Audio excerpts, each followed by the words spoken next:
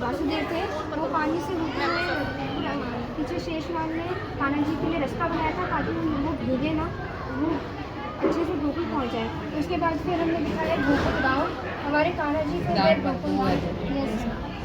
फिर हमारे कान्हा जी गए गोकुल गाँव में हमारे फिर वासुदेव ने हमारे वो कान्हा जी को रखा और उनकी पुत्री को उठा लिया। उसके बाद फिर उन्होंने अपने बचपन, उसके बाद जैसे कंस को पता लगा कि अब उनका जो काल है वो भी जीवित है, तो उन्होंने उनके बचपन में पूतना को भेजा। उन्होंने बताया उन्होंने पूतना को भेजा, लेकिन छल से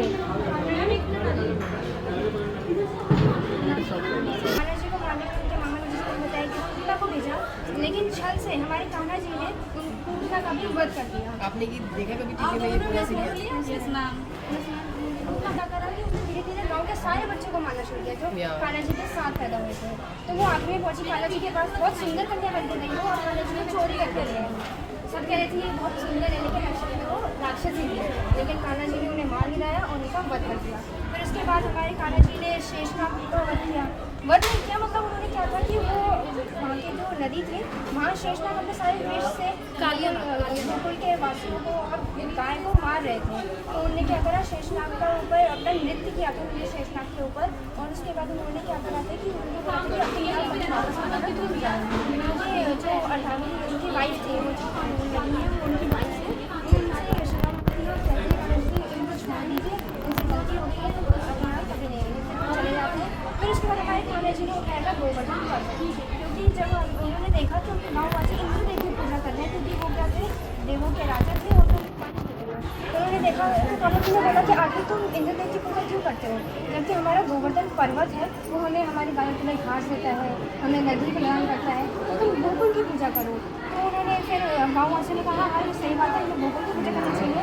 तो ये देखते हुए उन्होंने ये कहा कि फिर उसके बाद ये देखते हुए इंद्रदेव जो क्रोधित हो गए।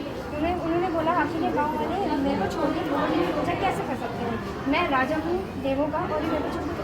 उन्होंने धीरे धीरे करके वायु भेजी, हवा भेजी जिससे कि मथुरा गाँव उड़ गया, गोकुल गाँव उड़ गया। फिर उसके बाद फिर जब बारिश बहुत तेज़ होने लगी तो कृष्ण जी ने अपनी छोटी उंगली पे, उस उंगली पे गोवर्धन को उठा दिया और पूरा गाँव उसमें आके समा गया। कई दिनों तक तो उसमें रहे। उसके बाद इंद्रदेव को एहसास हुआ कि मैंने कितनी बड़ी भूल की है और वो आके श्री कृष्ण से क्षमा मांगते हैं।